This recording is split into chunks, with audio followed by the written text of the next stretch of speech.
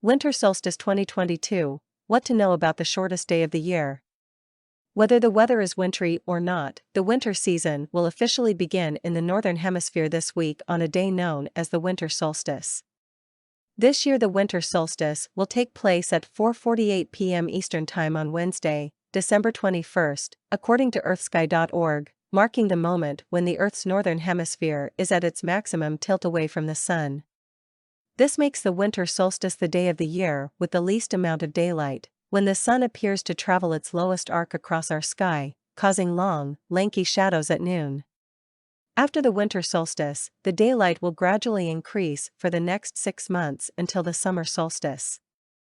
Conversely, for those of us in the northern hemisphere, the summer solstice marks the day of the year when we are at our maximum tilt toward the Sun, causing the Sun's trajectory across our sky to be at its highest point. Typically falling on or around June 21st, it is the day with the most amount of daylight, and noontime shadows that are short. After the summer solstice, the daylight gradually wanes until we reach the winter solstice, the shortest day of the year. In this way, the two solstices each year are like opposite swings of Mother Nature's pendulum, signaling the brief pause when one cycle ends and another begins. Even the Latin roots of solstice hint at this natural rhythm, as the word is a combination of sol, meaning sun, and sistere, which means to stand still, Merriam-Webster says.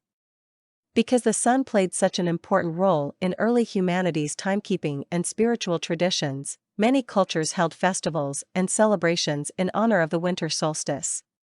Elements of our modern holiday traditions, candlelight, singing, gathering with friends and family, have their roots in these ancient observances that marked the long, dark night and welcomed the promise of the returning sun.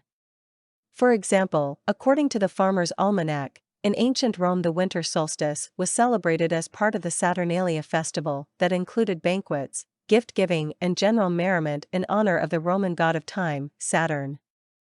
And in Scandinavia and parts of northern Europe, the wintertime feast of Jul centered on lighting fires, including the original Yule log, to symbolize the eventual return of the sun and to honor the god Thor. The festival of Alban Arthan, Welsh fourth light of winter, considered winter solstice a time of death and rebirth, and of soul renewal.